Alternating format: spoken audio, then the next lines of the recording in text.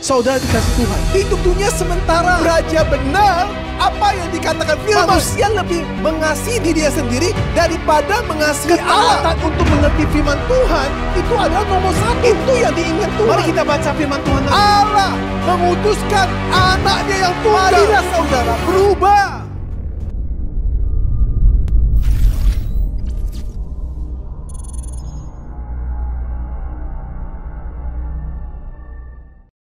Shalom saudara-saudara yang dikasih Tuhan. Selamat pagi, selamat hari Minggu. Apa kabar? Pastinya kita semua dalam keadaan yang luar biasa, bukan? Karena kita sudah dipelihara Tuhan sepanjang minggu ini.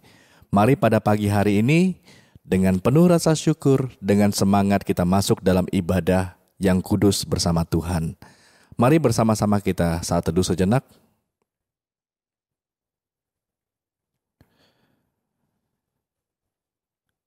Bacaan dari Mazmur 32 ayat 1 dan 2. Dari Daud, nyanyian pengajaran. Berbahagialah orang yang diampuni pelanggarannya, yang dosanya ditutupi. Berbahagialah manusia yang kesalahannya tidak diperhitungkan Tuhan, dan yang tidak berjiwa penipu. Mari bersama-sama kita berdoa. Bapa di dalam sorga, Tuhan kami Yesus Kristus, pada pagi hari ini kami kembali ke dalam ibadah yang kudus ini. Kami mengucapkan syukur dan kami berterima kasih Tuhan atas pemeliharaan Tuhan sepanjang minggu ini. Kami boleh dicukupkan dan kami boleh diluputkan dari setiap masalah, dari setiap rancangan kecelakaan. Kami sudah diluputkan dan diselamatkan oleh Tuhan. Dan kami pada pagi hari ini dalam keadaan sehat dan kami diberikan kesempatan untuk beribadah kepada Engkau, Allah kami yang kudus. Tuhan, sebelum kami masuk dalam ibadah ini, ampuni kami atas dosa-dosa kami. Kami sadar dengan benar kami melakukan segala kesalahan dan dosa, baik yang disengaja ataupun tidak sengaja. Ampuni kami, kuduskan dan sucikan kami, agar kami layak untuk menerima setiap firman-Mu pada pagi hari ini, menaikkan setiap puji-pujian sehingga dapat menyenangkan hati-Mu ya Bapa. Tuhan juga memberkati worship leader yang akan membawa puji-pujian, agar semua yang dinaikkan semua dapat berkenan di hadapan Tuhan, dan hamba-Mu Bapak Gembala Pendeta Elsentan dapat menyampaikan setiap firman yang merupakan hikmat dari Tuhan untuk disampaikan kepada kami semua. Terima kasih Bapak, biarlah pada pagi hari ini dengan penuh rasa syukur kami masuk dalam ibadah ini di dalam nama Bapa, Anak dan Roh Kudus, di dalam nama Tuhan kami Yesus Kristus. Amin. Shalom Bapak Ibu, Saudara-saudari yang dikasihi Tuhan. Jika kita dekat kepadanya, Ia pun dekat pada kita. Jika kita jauh darinya, Ia tetap dekat pada kita. Ia pribadi yang terus mendekati kita. Anda dan saya patut merindukannya. Percayalah suatu hari kita akan bertemu dengannya, muka dengan muka. Ia akan menggenapi janjinya pada kita. Yesus Tuhan pribadi yang tak tergantikan. Hatiku merindukan Tuhan Yesus. Hatiku merindukan Tuhanku. Meski ku tahu Tuhan di sisiku, namun ku tetap rindu wajahnya.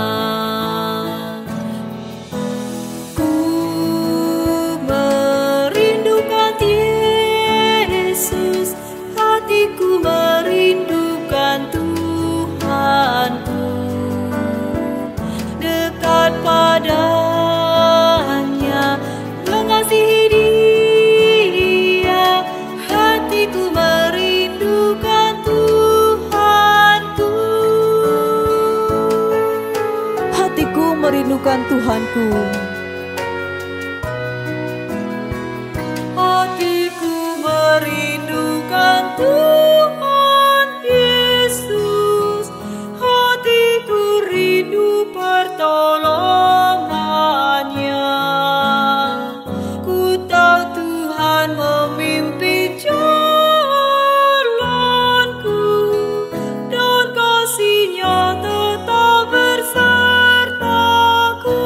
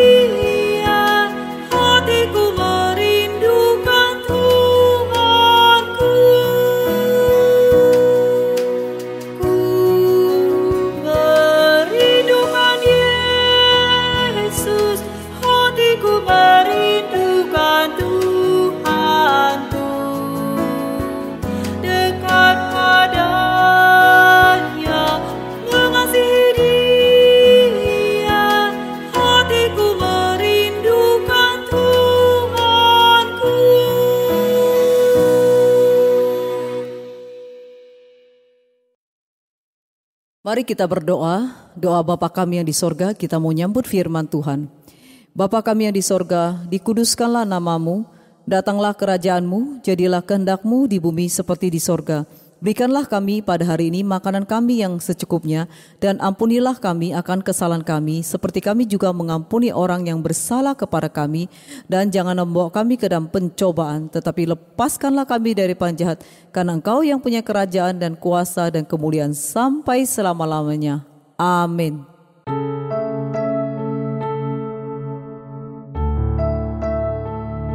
Salam, selamat pagi.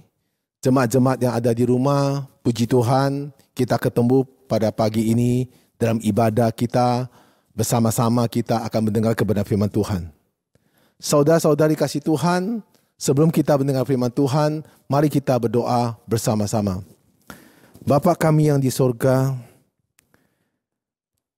Bapa, kiranya Tuhan pada hari ini menyertai kami semuanya. Di saat pandemi ini masih belum selesai. Bahkan virusnya sudah muncul, virus baru. Kami mohon pertolongan Tuhan yang melindungi kami semuanya pada umat-umat-Mu pada hari ini. Dan Roh Kudus yang berkarya dalam hidup kami, beri kekuatan kami dalam mencari nafkah, dalam kehidupan kami sehari-hari. Dan Bapa, ajari kami untuk taat dan setia untuk melakukan setiap kehendak-Mu. Dan pada hari ini Tuhan membuka hati kami dan pikiran kami untuk dengar kebenaran firman Tuhan. Urapin hamba-Mu, beri kuasa, kemampuan bibir hamba-Mu, sampaikan semua kata-kata datang dari-Mu. Berfirmanlah kepada kami siap untuk mendengar, kami berdoa di dalam nama Tuhan Yesus Kristus. Amin. Saudara-saudara yang ada di rumah, puji Tuhan, pada minggu ini saya ditaruh perkataan di dalam hati saya untuk sampaikan kepada saudara-saudari, yaitu firman Tuhan dengan tema jangan ingkari janji. Saudara-saudari kasih Tuhan, mari kita buka firman Tuhan bersama-sama di kitab Yesaya 24 ayat 5. Mari kita baca bersama-sama. Ayat kelima. Bumi cemar karena penduduknya, sebab mereka melanggar undang-undang, mengubah ketetapan, dan mengingkari perjanjian abadi. Amin, saudari kasih Tuhan. Di kitab Nabi Yesaya berikan wahyu oleh Tuhan, mengatakan kepada semua umatnya bahwa bumi cemar karena penduduknya, sebab mereka melanggar ketetapan-ketetapan, yaitu apa? Melanggar semua yang sudah ditentukan oleh Tuhan. Manusia mengingkari perjanjian-perjanjian yang abadi. Saudara-saudara kasih Tuhan, saya masih ingat waktu saya kecil, orang tua kita semua sama, selalu mengingatkan kita saat kita masih sekolah. Agar apa? Agar kita tidak boleh berjanji kalau kita tidak bisa menepatinya. Saudara kasih Tuhan, janganlah janji pada siapapun kalau akhirnya kita mengecewakan orang lain. Berjanji itu mudah dikeluarkan oleh mulut kita. Tetapi menepati janji itu sangat sulit. Maka saudara, jika kita tidak bisa berjanji, janganlah kita asal mengatakan dengan mulut kita gampang. Tidak bisa, saudara dikasih Tuhan. Kalau janji itu harus ditepati. Saya dari kecil diajari orang tua saya. Maka itu prinsip hidup yang tertanam dalam hati saya.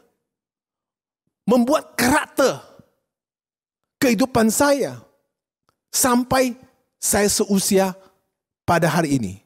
Saudara-saudari kasih Tuhan. Saya tidak tahu dengan saudara-saudari kasih Tuhan.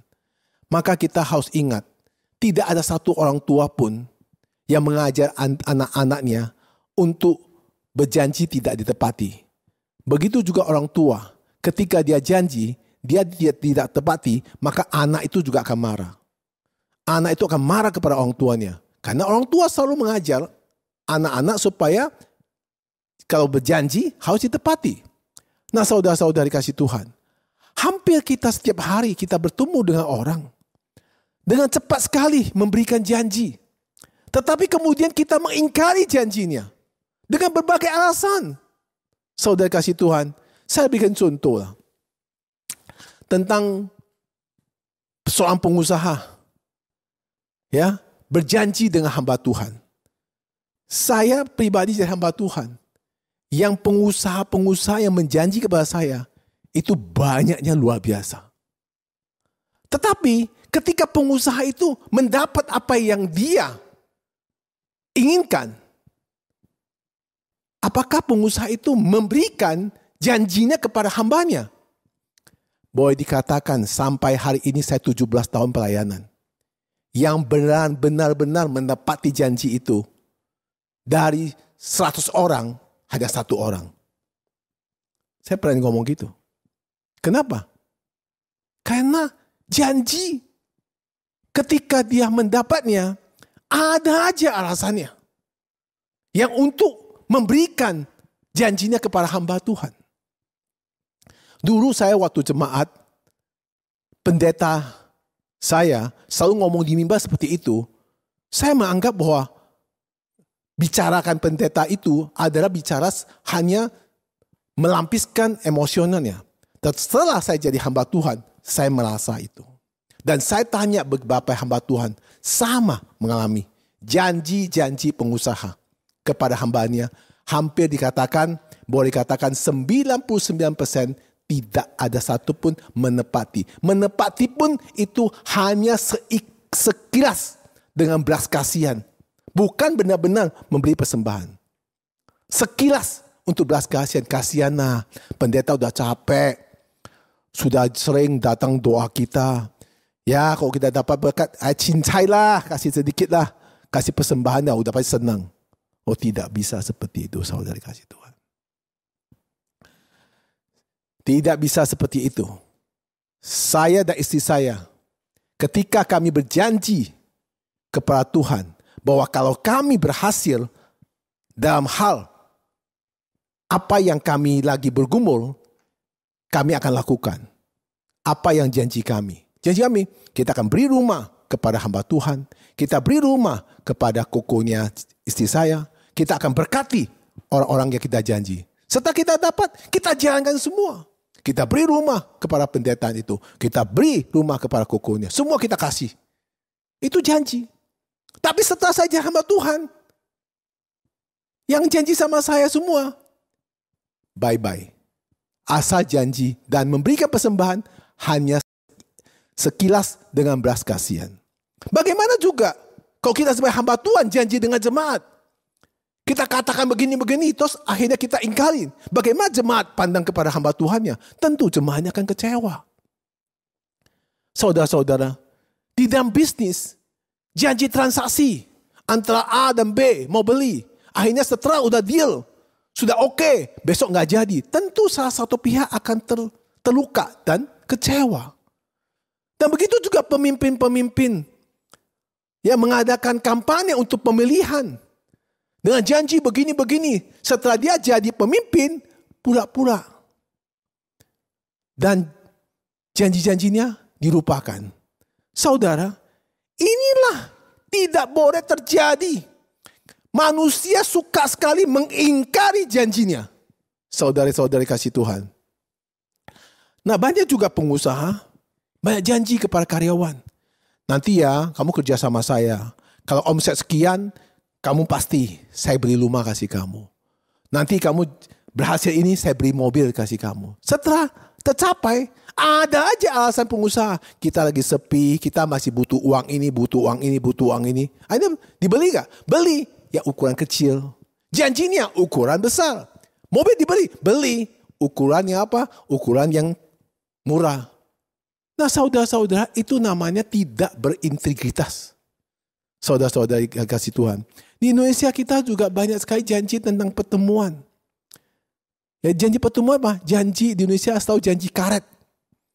Ya, janji jam sekian, datang jam sekian. Janji sekian, datang jam sekian. Ada aja alasan. Sakit lah, macet lah. Kemudian tadi ada urusan lah. Berbagai macam alasan. Kalau di luar negeri, janji gak tepati, ditinggalin. Saya masih ingat, waktu itu saya masih belum jadi pendeta. Saya masih 100% benar-benar saya pengusaha. Saya janji sama orang Jepang waktu itu. Waktu itu saya memang benar-benar Indo banget sih. Saya janji orang Jepang itu jam 9 pagi. Kemudian janji mau ketemu, mau tekan kontrak, mau bicara tentang beli barang dan lain-lainnya. Nah, jam 9 ternyata orang Jepang jam 8.30 udah di tempat itu tunggu saya. Saya jam 9, saya jam 8.30 baru saya bangun, baru cuci muka, baru mulai jalan jam 9. Sampai sana jam 10. Orang Jepangnya sudah hilang. Saya telepon gak diangkat. Terus kemudian saya telepon lagi, gak diangkat. Akhirnya saya pergi kantor cari dia. Dia marah-marah saya. Dia bilang, kamu tidak usah dagang sama saya lagi. Janji jam 9, jam 9 ditepati. Saya jam 8.30 sudah tunggu. Kita Indonesia aku kasih alasan, bukan gitu Pak. Ternyata itu tadi saya tuh naik kereta itu apa? Kereta api itu kereta itu penuh, gini-gini alasan. Kita suka sekali berbohong dengan berbagai alasan. Padahal kalau kita mau, bisa aja. Kalau kita tahu macet, jam 7 jalan. Nah, itulah mendidik saya. Sehingga kalau saya mau berangkat ke airport, umpamanya pesawat saya itu jam 9, saya jam 7 selalu suruh istri saya standby semua ke airport. Istri saya selalu bilang sama saya, kamu itu ya, kenapa pagi-pagi ke airport? Saya bilang, kita harus tepat waktu.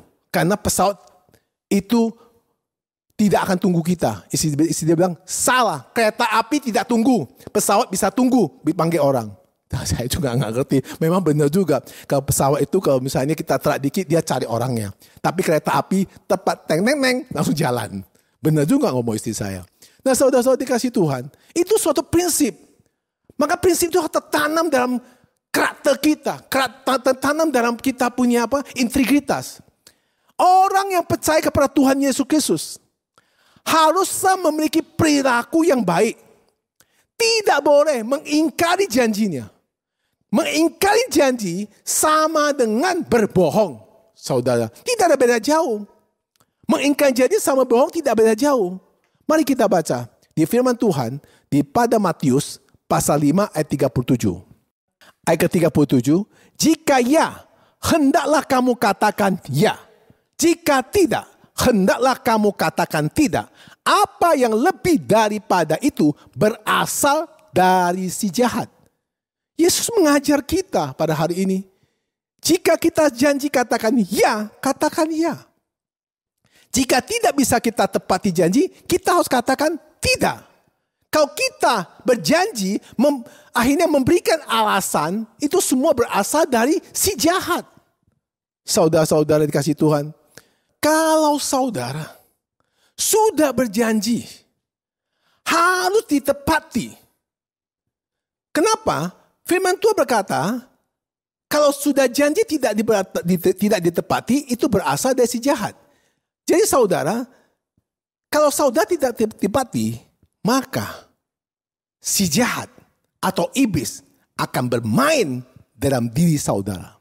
Kemudian saudara akan menjadi seorang yang bertumbuh jadi pembohong, keras kakap. Kalau bertumbuh jadi pembohong, keras kakap, tidak pernah merasa bersalah. Dan mensepelekan dengan janjinya itu. Saudara kasih Tuhan. Dalam hukum Taurat, di kitab perjanjian lama, mengajar kita, ada 10 perintah Allah. Dalam kitab Keluaran 20 ayat 16, mari kita baca. Ayat 16, jangan mengucapkan saksi dusta tentang sesamamu. Nah saudara, di hukum Taurat mengajarkan kita jangan mengucapkan saksi dusta, yaitu jangan berbohong. Nah saya katakan janji diingkari sama juga berbohong. Apalagi saudara berani berbicara sumpah demi nama Tuhan. Wah itu lebih mengerikan. Lalu mengingkarin. Inilah terjadi pada orang-orang gereja. Padahal dia tahu kebenaran.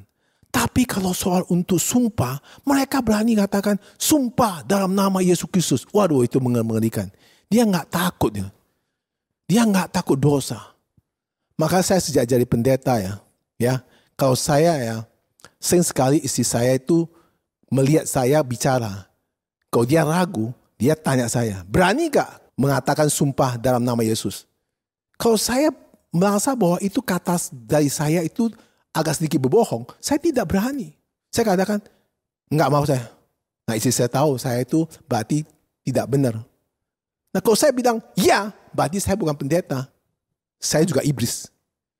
Saudara-saudara dikasih Tuhan, inilah sangat berdosa. Tuhan tidak suka orang yang janjinya tidak ditepati, saudara dikasih Tuhan. Mari kita baca firman Tuhan. Mengajar kita, Tuhan Yesus mengajar kita melalui firman Tuhan. Mazmur 5 ayat 7, engkau membinasakan orang-orang yang berkata bohong. Tuhan jijik melihat penumpah darah dan penipu. Jelas.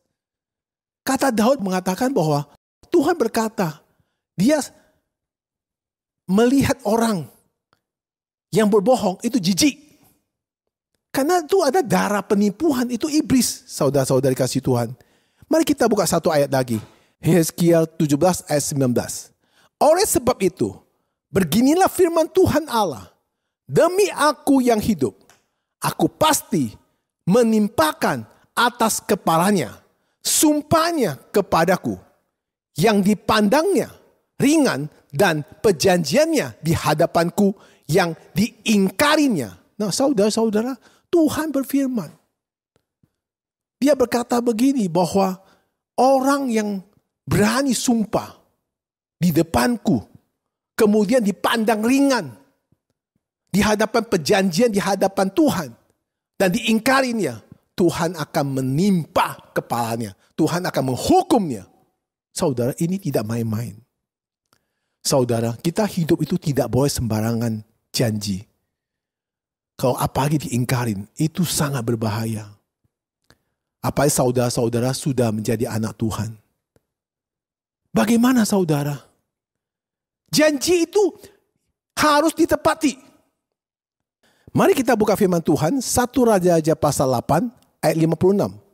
Terpujilah Tuhan yang memberikan tempat perhentian kepada umatnya, Israel, tepat seperti yang difirmankannya dari segala yang baik yang telah dijanjikannya dengan perantaran Musa, hambanya. Tidak ada satupun yang tidak dipenuhi. Saudara-saudara dikasih Tuhan, janji Tuhan selalu ya dan amin. Apa yang Tuhan janjikan kepada bangsa Israel melalui perantaran Nabi Musa, semua janji Tuhan ditepati. Tetapi bangsa Israel yang tidak menepati apa yang dia janji kepada Tuhan. Mereka berontak. Nah saudara, akhirnya angkatan itu semua itu mati. Ya saudara-saudari kasih Tuhan, kita tidak boleh sembarangan mengucapkan kata-kata janji. Apalagi janji di hadapan Tuhan. Apalagi janji di hadapan hamba Tuhan. Jangan menganggap sepele. Jangan menganggap remeh. Ini sangat serius. Saya memperingatkan kepada saudara. Saya sendiri pun, kalau janji sama Tuhan, itu pun sangat serius. Nah, apalagi saya janji sama umat Tuhan, juga sangat serius. Nah, saudara-saudara kasih Tuhan, kita melihat bahwa saudara, di dalam janji pernikahan aja, seorang pasangan muda ketika menikah di hadapan Tuhan, dan di hadapan pendeta berjanji akan sehidup semati. Setelah jadi pasangan hidup, bagaimana? Apakah selama pasangan hidup itu semua itu berjalan dengan mulus dan selalu indah? Belum tentu saudara. Bagaimana terjadi musibah? Tiba-tiba istri terserang penyakit yang tidak bisa disembuhkan. Bagaimana kalau suami terserang penyakit tidak bisa disembuhkan? Apakah janji di hadapan Tuhan dan pendeta tetap berpegang teguh? Ini pertanyaan. Saya jadi pendeta, mendoakan orang-orang sakit, kena cancel. Ketika istrinya terjatuh sakit, saya lihat suaminya. Pertama, suaminya sibuk sekali mengurus istrinya. Tapi penyakit itu tidak membawa kesembuhan dengan bulan ke bulan. Akhirnya mulailah suaminya mulai bosan. mulai apa? Mulai setelah merasa jenuh. Nah begitu juga istri. Saya melihat suaminya jatuh sakit kena kanser. Kemudian waktu pertama istrinya sangat sibuk mencari solusi itu menyembuhkan suaminya. Tapi setelah bulan ke bulan tidak ada kesembuh. Istrinya tiap hari ngomel. Tapi lucu ya. Ketika meninggal, semua nangis. Menyesal. Nah menyesalnya saya nggak tahu berapa lama. Nah tapi saya juga banyak lihat yang muda-muda biasanya ya.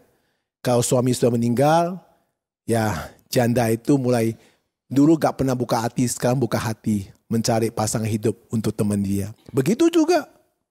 Ya istri yang meninggal, suami dulu gitu cinta, tapi sudah meninggal bulan ke bulan, akhirnya cepat buka hati untuk mencari pasangan hidup. Ada teman saya, istrinya baru meninggal kurang lebih setahun. Dia ngomong sama saya, tidak punya teman. Terpaksa aku cari. Akhirnya dalam waktu setahun kemudian dia sudah menikah lagi. Ya saya nggak tahu lah itu janji saudara bagaimana, beda-beda itu tanggung jawabnya. Ya kalau menurut saya janji itu harus tepati. Ya berani menikah. Kalau sudah ada saat satu terjadi sesuatu tidak inginkan, pegang janji itu sampai maut yang memisahkan kita. Itu janjinya, saudara-saudara kasih Tuhan. Apakah saudara tetap pegang janji di hadapan Tuhan dan di hadapan pendeta itu berpegang teguh selama-lamanya? Silakan saudara yang menentukan sendiri. Jadi saudara kasih Tuhan, berjalan bersama Tuhan tidak selalu mulus. Saudara kasih Tuhan, tidak bisa mulus selalu bebas dari hambatan-hambatan. Tidak selalu seperti itu. Seperti kita bawa mobil lewat tol. Tidak selalu lancar. Kadang-kadang juga macet. Itu janji. Tetapi janji kita bagaimana terhadap Tuhan itu harus kita pegang. Tetapi waktu berjalan bersama Tuhan itu, yang kita pegang janji itu, di saat-saat kita tidak mulus, kita harus setia. Tetap harus taat. Tetap harus tunduk. Jadi tidak boleh sembarangan. Saudara tidak pernah takut. Di saat saudara di bumi ini. Apalagi saudara memegang uang yang banyak. Nanti setelah saudara sudah waktunya dipanggil Tuhan. Disitulah penghakiman. Saudara baru bilang tidak ada ampunnya buat saudara. Saudara dikasih Tuhan. Janji Tuhan itu nyata, saudara. Tuhan tidak pernah lalai menepati janjinya. Kita manusia selalu lalai menepati janji kita. Tetapi Tuhan tidak pernah lalai menepati janjinya. Saudara dikasih Tuhan, di dalam Alkitab janji Tuhan berjumlah ribuan. Ada yang bilang 3.000, ada yang bilang 6.000, ada yang bilang 7.000. Menurut saya berapapun jumlahnya, yang penting apa yang dituliskan oleh surat Petrus. Mari kita baca 2 Petrus pasal 3 ayat 9. Ayat 9, Tuhan tidak lalai menepati janjinya. Sekalipun ada orang yang menganggapnya sebagai kelalaian. Tetapi ia sabar terhadap kamu. Karena ia menghendaki supaya jangan ada yang binasa. Melainkan supaya semua orang berbalik dan bertobat. Inilah firman yang ditulis oleh Petrus. Yang harus kita pegang. Ini firman Tuhan. Berapapun jumlahnya di dalam Alkitab. Yang paling penting adalah Tuhan tidak pernah lalai menepati janjinya. Nah itu penting. Ya, saudara-saudara kasih Tuhan. Bagi manusia. Sering sekali janjinya hanya tinggal janji. Ada lagunya. Janji tinggal janji. Ada lagunya saya tahu. Tapi saya gak pintar nyanyi. Saya lupa musiknya. Tapi saya pernah dengar ada pujian seperti itu. Janji tinggal janji. Nah saudara. Manusia sering sekali menganggap sepele. Bisa juga kata sepele itu sengaja. Bisa juga sepele itu dianggap manusia itu apa? Mengabaikan karena ragu kepada seseorang itu. Tuhan tidak pernah ragu kepada saudara semuanya.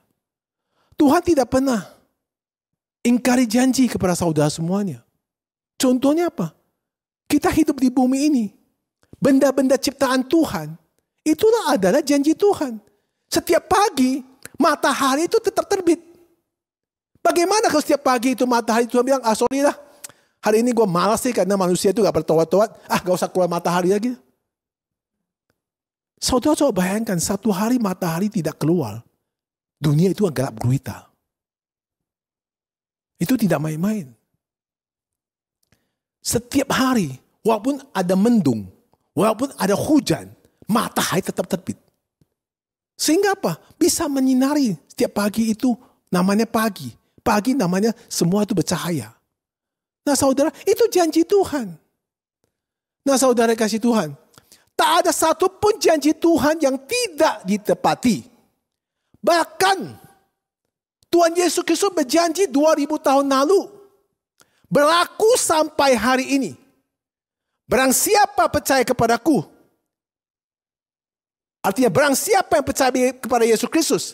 Akan mendapat keselamatan.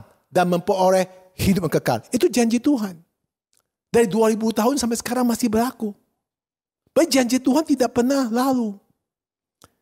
Nah saudara-saudara. Janji saudara hari ini besok bisa berubah. Nah saudara-saudara kasih Tuhan. Janji bersama Tuhan harus berjalan bersama dengan iman. Iman itu adalah sesuatu yang tidak lihat tapi percaya. Maka kalau janji itu harus memiliki iman yang kuat. Saudara, mudah sekali bagi saudara. Kalau apa yang saudara harapkan, apa yang saudara inginkan, sehingga Tuhan menepati janji kepada saudara atau memenuhi kepada saudara, bagi saudara mudah menganggap bahwa betul Tuhan itu nyata. Betul Tuhan itu ada. Kita bisa pegang janji Tuhan gak? Ketika kita berada di dalam situasi yang sangat-sangat sulit. Sangat terpepet, sangat terpojok. Bisa gak kita pegang janji Tuhan? Ini pertanyaan. Kalau lagi apa? Lagi diberkati pegang janji Tuhan? Semua orang juga bisa. Ya, lagi nyaman, omset besar, untung banyak, uang masuk banyak, semua aman-aman aja, pegang janji Tuhan. Saya yakin pasti bisa. Tapi di saat sulit, utang bertumpuk, masalah banyak, ya, kemudian tidak ada solusi, bisa nggak tetap pegang janji Tuhan? Inilah namanya iman. Saudara kasih Tuhan. Di kitab Ibrani pasal 11 ayat 6. Mari kita baca. Ibrani 11 ayat 6. Tetapi tanpa iman. Tidak mungkin orang berkenan kepada Allah. Sebab barang siapa berpaling kepada Allah. Ia harus percaya bahwa Allah ada. Dan bahwa Allah memberi upah kepada orang yang sungguh-sungguh mencari Dia. Nah saudara, ini jelas sekali. Tanpa iman tak mungkin kita bisa pegang janji Tuhan. Kalau saudara tidak mempunyai iman, tidak mungkin saudara bisa pegang janji Tuhan. Nah saudara yang dikasihi Tuhan, mari kita baca lagi Ibrani 13 ayat 5. Janganlah kamu menjadi hamba uang dan cukupkanlah dirimu dengan apa yang ada padamu. Karena Allah telah berfirman, aku sekali-kali tidak akan membiarkan engkau. Dan aku sekali-kali tidak akan meninggalkan engkau. Nah saudara, firman Tuhan itu jelas sekali. Kalau saudara mempunyai iman kepada Tuhan Yesus Kristus dan pegang janjinya, Tuhan katakan, janganlah kamu jadi hamba uang. Cukuplah dirimu. Percayakah saudara, Tuhan itu ada. Percayakah saudara, Tuhan tidak pernah meninggalkan saudara. Percayakah saudara, Tuhan tidak membiarkan saudara sampai terletak atau sampai habis. Tidak. Tuhan akan nolong saudara. Tetapi mata saudara, mata hati saudara, bagaimana saudara memandang kepada janji Tuhan itu? Ini pertanyaan. yang tidak bisa saya menjelaskan ke saudara, dan saya tidak bisa membuat saudara harus pegang janji Tuhan. Tidak bisa. Tetapi saudara yang harus sendiri punya pandangan kepada Tuhan, saudara sendiri yang harus bisa memegang janji Tuhan. Contoh Abraham. Abraham pegang janji Tuhan, kalau saudara sudah pernah baca, minggu lalu sudah saya bahas. Itu kuat sekali. Dia sangat taat. Apa yang Tuhan janji kepada Abraham, semua itu tidak nampak. Sejak Tuhan memanggil Abraham untuk berjalan bersama Tuhan, semua itu tidak jelas. Tidak ada gambar. Tidak ada jaminan. Tapi Tuhan selalu mengatakan, Abraham taat.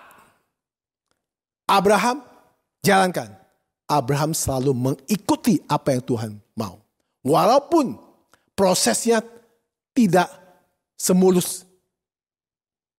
Tetapi Abraham terus taat. Walaupun menghadapi masalah, taat. Menghadapi persoalan, taat. Itulah Abraham.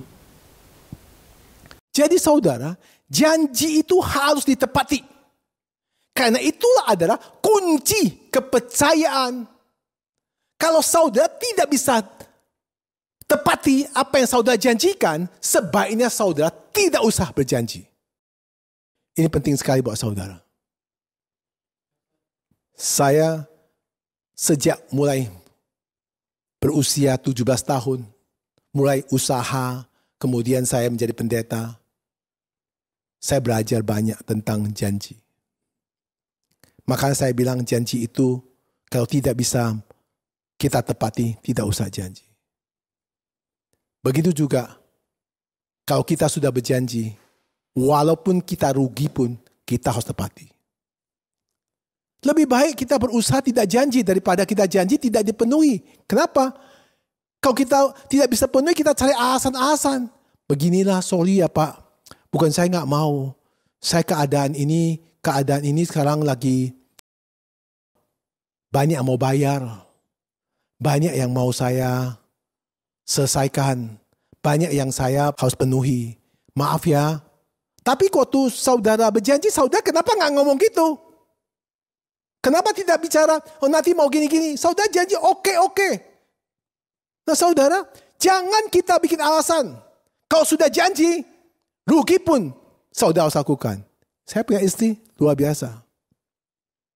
Dia janji, dia nggak punya uang, dia bilang, mana bisa jual. Kayak orang itu. Itu istri saya. Saya cap jempol pada dia. Saya belajar dari istri saya. Saya punya istri, saya nggak benar-benar luar biasa soal janji. Kalau sudah janji, saya bisa lihat bikin kue ya. Dia janji. Ya, dia akan bikin. Malam-malam pun dia berangkat untuk bikin kuenya. Sampai pagi. Nggak tidur, sakit, tetap dia penuhi. Walaupun dia badannya menghadapi peperangan yang cukup berat dengan tanggung jawab dia lakukan. Nah apalagi dengan harga yang dia sudah katakan begini, tahu-tahu dia hitung dia rugi, dia tetap penuhi. Dia gak pernah bolak-balik. Dia bilang, ini harga 100.000. Setelah itu, pegawainya salah hitung. Tahu-tahu modal 150.000. Dia katakan, oh sorry Pak, tadi salah hitung. Dia gak pernah. Iya, dia kerjakan. Rugi, gak apa-apa. Itu istri saya. Saya belajar dari istri saya. Orang yang bisa penuhi janji adalah orang yang mempunyai integritas. 1000 kali dia berjanji, pasti dipenuhi. Itu orang yang bisa penuhi janji. Tapi ke orang yang sudah berjanji, sering sekali mencari alasan, saudara ingat, jangan dengar janji dia lagi. Kalau saudara masih pegang janji dia, saudara akan kecewa. Karena janji itu adalah beban dari hati nurani. Yang membebani sampai kita mati. Saudara kasih Tuhan, istri saya sama saya kan sering jalan pagi. Kemudian ada berapa bapak-bapak yang agak usia cukup tua. Istri saya mengatakan kepada dia, kamu mau makan roti, saya bikinin. Nah istri saya janji, Akhirnya dia kasih kita rumahnya, alamatnya. Saya bikin, istri saya orang udah janji pasti tepati. Nah kita antar ke rumah dia, rumahnya gak ada orang. Kata istri saya cari. Nah saya bilang saya udah ketok-ketok pintunya udah berkali-kali. Sampai tanya sebelah pun gak bisa, pintu gak bisa buka. Akhirnya ke besok, saya bilang gak apa-apa, besok saya ketemu orangnya, saya kasih tahu. Akhirnya saya ketemu orangnya, Pak saya udah antar kue ke tempat bapak, roti ke tempat bapak, tetapi ternyata bapak gak ada di rumah. Ya, tapi dia bilang gak apa-apa. Ya lain kali aja. Istri saya bilang gak bisa, harus kasih. Nah itu istri saya, janji harus tepati. Saya sampai orangnya ada. Nah saudara, jika saudara tidak bisa atau tidak mampu memenuhi, lebih baik tidak usah janji. Janji itu akan terjadi masalah yang lebih buruk. Akhirnya jadi pembohong. Karena saudara membuat orang itu berharap untuk sesuatu yang saudara tidak berikan. Orang janji sama saya, aku berharap. Manusia kan. Sehingga setelah dia, waktunya saya minta, ya dia tidak memberikan. Dia dengan alasan, ya saya kecewa. Manusia kecewa. Kan saya bilang, kalau saya sendiri pribadi ya pendeta, kalau bukan diri saya itu tunduk kepada firman Tuhan, tentu saya akan telepon orangnya marah-marah. Karena saya tunduk firman Tuhan, ya sudahlah. Dia tanggung jawab sama Tuhan, bukan tanggung jawab sama saya. Karena berikan sesuatu harapan. Jangan kita sembarangan janji, karena janji itu membuat orang berharap. Lebih baik tidak janji daripada janji. Kalau bisa janji, walaupun apapun masalahnya, apapun keadaannya, saudara harus tepati. Itu. Kenapa? Ingat, setiap saudara berjanji, di atas langit ada dua mata melihat saudara. Saudara jangan pikir Tuhan tidak tahu, Tuhan tahu. Saudara jangan pikir iblis gak tahu, iblis pun tahu. Ketika iblis masuk kepada saudara, maka saudara akan jadi pembohong besar, keras kakap. Banyak orang kadang-kadang kelihatannya sangat kalem. Banyak orang kelihatannya dia punya bahasa sangat bagus. Tapi ketika janjinya tidak ditepati, dia juga banyak alasan dengan kata-kata yang sangat bagus. Enggak apa-apa saudara, tapi Tuhan melihatnya. Bukan kita yang menghukum dia, tapi Tuhan menghukum dia. Janji itu harus dibayar mahal, saudara. Apalagi janji dengan berdasar. Mari kita buka firman Tuhan. Mazmur 76 ayat 11 sampai 12. Ayat 11. Sesungguhnya panas hati manusia akan menjadi syukur bagimu. Dan sisa panas hati itu akan kau perikat pinggangkan. Ayat ke-12. Bernasarlah dan bayarlah nasarmu itu kepada Tuhan Allahmu. Biarlah semua orang yang di sekelilingnya menyampaikan persembahan kepada Dia yang ditakuti. Saudara-saudara dikasih Tuhan, janji untuk nasar harus ditepati. Ini tidak main-main. Saudara kalau berjanji nasar di hadapan Tuhan, di hadapan pendeta, harus ditepati. 1 sen pun tidak boleh kurang. Itu, saudara ingat itu. Kenapa? Kalau nasar itu tidak ditepati, taruhannya adalah nyawa. Jangan ingkari nasar. Karena awalnya saudara gak punya. Saudara minta, Tuhan kasih, saudara harus tepati. Jangan alasan A, B, C, gak boleh. Karena itu kepercayaan saudara kepada Tuhan, dan Tuhan bagaimana percaya saudara dari hal kecil. Itu saudara tepati. Saya kasih contoh di Alkitab. Hana mandul. Dia berjanji di hadapan Nabi Eli. Kemudian dia berkata, kalau Tuhan memberikan saya anak, anaknya saya akan mempersembahkan kepada Tuhan.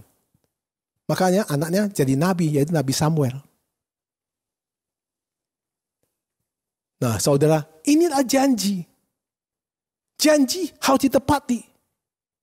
Saya sama istri saya berjanji, kalau kita lahir seorang anak laki-laki akan persembahkan pada Tuhan. Itu namanya Joshua. Saya selalu katakan anak saya Joshua, kamu itu hamba Tuhan. Karena kita sebelum memiliki kamu di dalam dunia ini, ya, anak pertama itu sama anak kedua beda 7 tahun. Mama kamu mau hamil tidak bisa. Akhirnya kita berjanji. Kalau lahir anak laki-laki, kita akan sembahkan kepada Tuhan. Jadi hamba Tuhan.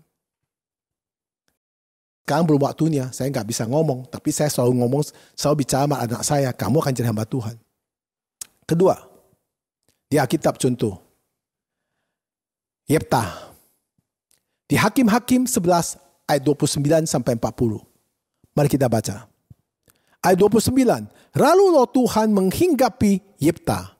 Ia berjalan melalui daerah Gilead dan daerah Manaseh. Kemudian melalui Mispa di Gilead. Dan dari Mispa di Gilead, ia berjalan terus ke daerah Bani Abon. Ayat 30. Lalu bernazarlah Yefta kepada Tuhan. Katanya, jika engkau sungguh-sungguh menyerahkan Bani Abon itu ke dalam tanganku, ayat 31, maka apa yang keluar dari pintu rumahku untuk menemui aku pada waktu aku kembali dengan selamat dari Bani Abon, itu akan menjadi kepunyaan Tuhan. Dan aku akan mempersembahkannya sebagai korban bakaran. Ayat 32. Kemudian Yefta berjalan terus untuk berperang melawan Bani Amon. Dan Tuhan menyerahkan mereka ke dalam tangannya. Ayat 33. Ia menimbulkan kekalahan yang amat besar di antara mereka. Mulai dari Alur sampai dekat Minit. 20 kota banyaknya. Dan sampai ke Abel Keramin sehingga Bani Amon itu ditundukkan di depan orang Israel. Ayat 34. Ketika Yefta pulang ke Mispa, ke rumahnya, tampaklah anaknya perempuan keluar menyongsong dia dengan memukul rebana serta menari-nari. Dialah anaknya yang tunggal. Selain dari dia, tidak ada anaknya laki-laki atau perempuan. Ayat 35. Demi dilihatnya, dia dikoyakkannya lah bajunya sambil berkata, anakku, engkau membuat hatiku hancur lulul, dan engkaulah yang mencelakakan aku. Aku telah membuka mulutku bernazar kepada Tuhan, dan tidak dapat aku mundur. Ayat 36.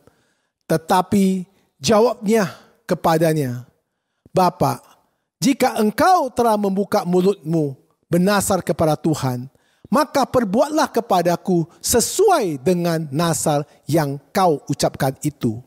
Karena Tuhan telah mengadakan bagimu pembalasan terhadap musuhmu, yakni Bani Amon itu. Ayat 37. Lagi katanya kepada ayahnya, hanya izinkanlah aku melakukan hal ini. Berilah keluasaan kepadaku 2 bulan lamanya, supaya aku pergi mengembarakan ke pergunungan dan menangisi kegadisanku bersama-sama dengan teman-temanku. Ayat 38. Jawab Yefta, pergilah. Dan ia membiarkan dia pergi 2 bulan lamanya. Maka pergilah gadis itu bersama-sama dengan teman-temannya, menangisi kegadisannya di pergunungan. Ayat 39. Setelah lewat kedua bulan itu, kembalilah ia kepada ayahnya. Dan ayahnya melakukan kepadanya apa yang telah dinazarkannya itu. Jadi gadis itu tidak pernah kenal laki-laki dan telah menjadi adat di Israel. Ayat 40, bahwa dari tahun ke tahun, anak-anak perempuan orang Israel selama 4 hari setahun merantapilah anak perempuan Yefta orang Gilead itu. Saudara-saudara kasih Tuhan, saudara lihat Yefta, apa yang dia janjikan dia harus tepati. Anak perempuan tunggal satu-satunya dia serahkan kepada Tuhan. Maka janji Tuhan tidak boleh main-main. Yefta sudah menang melawan Bani Amon. Anak yang dia punya cuma satu. Dia gak punya anak laki-laki. Cuma satu-satu anak tunggal perempuan. Dia pulang. Itulah yang keluar dari pintu. Yang dia janjikan. Kalau yang siapa yang pertama kali keluar dari pintu. Itu yang dinazarkan kepada Tuhan. Anak perempuan dia. Tunggal yang keluar dari pintu. Sampai menari. Hati Yefta sangat sedih. Tapi karena sudah janji. Harus dilaksanakan. Nah saudara-saudara. Bagaimana dengan saudara? Janji saudara, nazar saudara, dilakukan enggak? Nah, saya kasih berapa ayat lagi supaya saudara mengerti tentang nazar itu. Di Ulangan 23, pasal 21 sampai 23. Ayat 21, apabila engkau bernazar kepada Tuhan Allahmu, janganlah engkau menunda-nunda memenuhinya, sebab tentulah Tuhan Allahmu akan menuntutnya daripadamu, sehingga hari itu menjadi dosa bagimu. Ayat 22. Tetapi apabila engkau tidak menazar, maka hari itu bukan menjadi dosa bagimu. Ayat 23. Apa yang keluar dari bibirmu, haruslah kau lakukan dengan setia. Sebab dengan sukarela kau bernazar kepada Tuhan Allahmu, sesuatu yang kau katakan dengan mulutmu sendiri. Itu firman Tuhan yang diajarkan kepada bangsa Israel. Jadi saudara, ketika kita menazar, kita harus tempatinya. Nazar itu keluar dari mulut. Jadi kita berkata janji, jangan ingkalin. Maka saya lihat kalau orang-orang janji itu suka ingkalin ya. Saya percaya itu pembohong keras kakap itu. Ya. Dalam dagang aja, kalau udah janji beli, gak beli. Itu juga orang marah. Ya kan? Semua janji itu adalah ikatan. Kenapa kita beli rumah harus ada namanya akte jual beli? Itu ikatan. Kalau nggak ikatan, orang bilang, wah ini saya punya, kenapa lo ambil? Padahal udah terima uang. Nah, makanya ikatan nama notaris. AJB. Dan lain-lainnya semua ikatan notaris. Itu namanya janji. Karena manusia itu tidak bisa tepati janji. Manusia suka berbohong. Maka Tuhan mengeluarkan suratnya, mengeluarkan firman-Nya kepada umat-Nya. Jadi apa yang kamu nazar dari mulut itu harus kita pegang. Janji tidak boleh ingkarin. Mari kita lihat Perkhotbah pasal 5 ayat 3 dan 4. Ayat 3. Kalau engkau bernazar kepada Allah, janganlah menunda-nunda menepatinya. Karena ia tidak senang kepada orang-orang bodoh. Tepatilah nazarmu. Itu kata firman Tuhan lebih lagi tegas. Jangan suka nunda-nunda. Tepati nazarmu. Dia tidak suka orang bodoh. Suka aja cari alasan. Ayat keempat. Lebih baik engkau tidak menazar daripada bernazar. Tetapi tidak menepatinya. Nah saudara, menazar itu harus menepatinya. Saya kasih beberapa contoh ya. Saya sendiri dipanggil menjadi pendeta. Saya bukan ingin jadi pendeta. Saya gak pernah bilang saya pendeta. Gak pernah. Saya dipanggil oleh Tuhan jadi pendeta. Nah waktu saya dipanggil, saya tidak mau tepati janjinya. Karena saya dipanggil, saya gak pernah katakan saya mau jadi pendeta. Tapi Tuhan panggil. Akhirnya saya bernego sama Tuhan. Saya bilang saya ada masalah. Ada utang. Ada hadapi problem sebesar itu. Secara aset tidak mungkin saya bisa tutup. Kalau Tuhan mau saya tepati janji. Ataupun Tuhan panggil saya jadi hamba Tuhan. Saya mau janji untuk jadi hamba Tuhan. Boleh. Tapi Tuhan selesaikan. Tuhan selesaikan. Selesaikan. Makanya saya pegang. Saya jadi hamba Tuhan. Kemudian saya bilang sama Tuhan. Kalau saya tidak ada punya sinode, saya nggak mau jadi pendeta.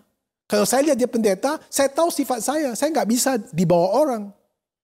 Saya dilahirkan jadi pemimpin. Saya nggak pernah dilahirkan jadi pesuruh. Saya nggak pernah dilahirkan jadi pegawai. Nggak pernah. Dari dulu saya udah jadi pemimpin. Saya nggak bisa dibawa orang. Nah saya kalau nggak ada sinode, saya nggak bisa. Tuhan kasih saya jadi ketua sinode. Ya Tuhan kasih saya Semua yang saya mau Tuhan cukupkan kepada saya. Nah, saya tepati janji saya pegang. Jadi hamba Tuhan. Menderita. Tetapi menderita bukan bersama Tuhan. Menderita kepada orang yang banyak janji kepada saya.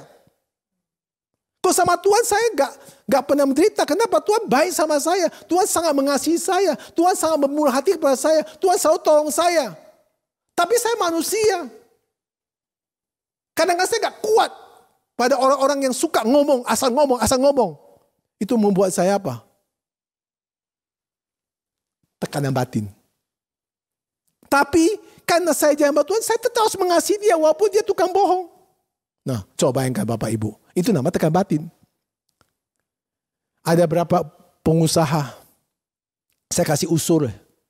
Ketika mereka menghadapi masalah utang yang besar, menghadapi persoalan yang serius, saya bilang, berani gak engkau bernasar kepada Tuhan?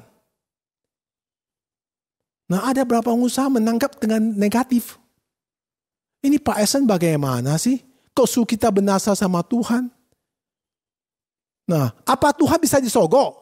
Nah, ini pertanyaannya. Apa Tuhan bisa disogok? Bukan sogok. Kalau kita belajar tadi di dalam Alkitab, Hana aja itu bernasar pada Tuhan. Kalau dia bisa hamil, maka dia persembahkan anaknya kepada Tuhan. Yefta, dia bilang secara kelompok, secara kemampuan, dia gak mungkin bisa menang dari Bani Amon. Dia katakan kalau dia bisa menang, maka yang keluar dari rumah dia yang pertama, itu akan dipersembahkan kepada Tuhan. Saudara, akhirnya apa? Akhirnya anak perempuan tunggal itu, dia menikmati kegadisannya selama bersama temannya selama berapa? 2 bulan. Setelah apa? Setelah itu dia persembahkan sebagai korban. Dia apain? Dibakar. Anak Yefta, anak tunggal satu itu jadi korban bakaran kepada Tuhan. Karena apa yang dia nasar dia tepati. Dia nggak punya anak. Bagaimana dengan saudara? Bukan Tuhan disogok. Kata masa Tuhan disogok, itu saudara pikir baik-baik. Karena saudara punya masalah nggak bisa selesaikan. Kalau saudara berani nasar, maka Tuhan yang selesaikan, saudara harus tepati. Saya waktu itu juga begitu. Karena persoalan saya tahu tidak bisa selesaikan. Secara aset pun tidak bisa melunasinya. Tapi kalau Tuhan selesaikan, saya penuhi. Jadi hamba Tuhan, saya pegang sampai hari ini. Nah saudara, bagaimana dengan saudara? Tuhan tidak perlu sogok. Tapi Tuhan mau kita menepati janji kita. Nah, beranikah saudara bernasar? Di saat-saat saudara tidak bisa menyelesaikan masalah saudara. Di saat saudara tidak mampu lagi untuk menyelesaikan semua persoalan saudara. Ketika saudara berani menazar, saudara harus tepati. Ingat baik-baik. Walaupun hari ini kita belum melihat janji Tuhan secara nyata. Jangan khawatir. Tetap pegang teguh janji Tuhan. Sebab semua pasti dinyatakan tepat pada waktunya. Saudara pegang janji Tuhan. Saya percaya betul. Tuhan ingin kita hidup yang akan datang kok. Di dunia ini jangan takut bahwa Tuhan tidak mencukupi kita. Pasti dicukupkan. Saya jadi hamba Tuhan sudah 17 tahun. Dulu saya berpikir jadi hamba Tuhan itu pasti menderita. Dan pasti tidak akan bisa cukup makan, cukup membiayai anak kami sekolah. 17 tahun. Semua Tuhan cukupkan. Bahkan kedua anakku bisa sekolah di Amerika, di New York. Kalau bukan Tuhan, siapa lagi? Uang dari mana itu? Dari Tuhan. Nah saudara, yang dikasih Tuhan, jangan pernah takut menghadapi apapun. Sebab kita memiliki janji Tuhan sebagai jaminan hidup kita. Janji Tuhan teguh. Dan tidak pernah lalai. Tidak pernah berubah oleh apapun keadaannya. Di saat pandemi ini pun tidak pernah berubah. Janji Tuhan tetap ya dan amin. Saudara kasih Tuhan. Janji Tuhan akan membawa kita hidup dalam kemenangan. Pegang janji Tuhan. Jangan pegang janji manusia. Manusia selalu ingkarin apa yang dia janjikan. Kenapa dia ingkarin? Karena dia tidak rela. Tapi kalau dia menikmati kehidupan dia bisa. Ya, dapat uang, berkat. Uangnya kasih gereja, dihitungkan. Uangnya kasih hamba Tuhan, dihitungkan. Tapi dia beli barang, beli rumah, beli tanah. Saya nggak tahu mau kubur siapa tanahnya itu. Dia nggak pernah hitungkan. Saya ada lihat satu orang yang hidupnya, janjinya kepada Tuhan, dia selalu tepati. Saya lihat usahanya dari awal kecil. Sekarang usahanya sampai ke beberapa negara. Dan kaya betul. Saya ada teman satu di Jepara. Dia bilang sama saya dulu dia gak punya apa-apa. Dia belajar dengan janji dan para Tuhan dia tepati. Dia dapat berapa, dia kasih 10. Kalau dia janji kepada hamba Tuhan, dia kasih. Dia lakukan semua itu. Sekarang pabriknya itu ada 3. Dan barangnya semua ekspor sama IKEA. Ekspor ke IKEA ke beberapa negara. Wah, sekarang itu luar biasa kayanya. Sekarang beli tanah bisa beli 20M, 30M, 40M kecil.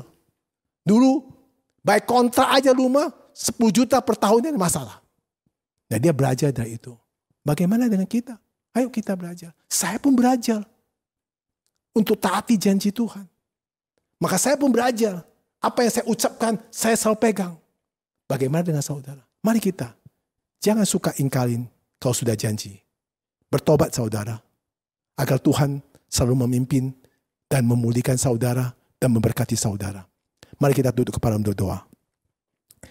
Bapa kami surga, terima kasih atas firman Tuhan. Mengajar kami supaya kami bisa menepati janji. Supaya Tuhan juga berjanji untuk menyelamatkan kita. Dan Tuhan mati di kayu salib merelakan nyawanya. Agar kita semua bisa diselamatkan. Dan kasih kemurahan Tuhan begitu besar kepada kita.